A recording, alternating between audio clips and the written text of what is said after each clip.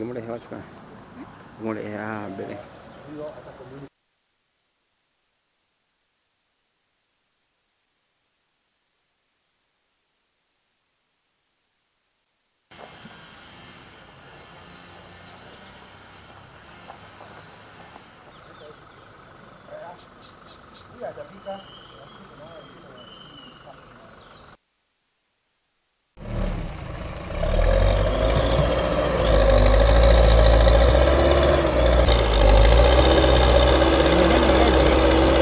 Haraka sana.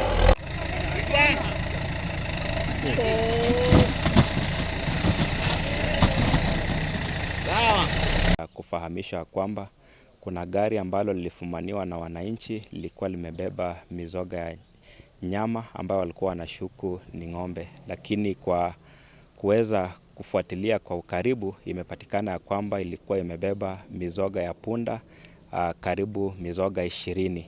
Kwa hivyo tuko hapa kuweza kufuatilia hiyo kesi, na sisi tunawahamasisha wananchi wazidi kuwa vigilant so that ya kwamba tusiweze kuzidi kuwapoteza punda katika vijijini mwetu, na hata wakuwe wakipeana information kwa law enforcement agencies ndio waweze intercept such cases, ndio tusiweze kuwapoteza punda wetu ambao ni wana umuhimu katika jamii yetu na hata haswa jamii ya wafugaji. Hili gari limefumaniwa pale mahali panaitwa Kimuka Junction ya kuja hapa Ngong na junction ya kwenda huko mahali kwingine.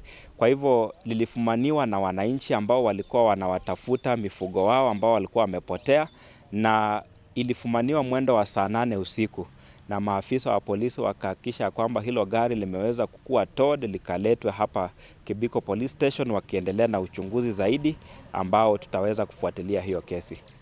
Kwa hiyo sisi kama veterinary department tunasema hiyo nyama ilipatikana haikuwa na license, au watu hawakuwa na license ya kubeba hiyo nyama, na kwa sheria lazima mtu akibeba nyama akuwe na license ya kubeba hiyo nyama.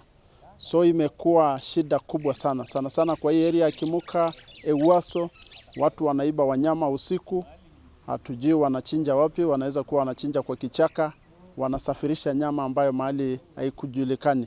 So tunaomba tu serikali ichukue hatua, tushike hao watu, tujaribu kukab hiyo mens kwa sababu inasumbua wenyeji kabisa, na tunajua kama Kajiado the backbone ya biashara ni mfugaji, na tunaona inakuwa na changamoto sana ya wizi.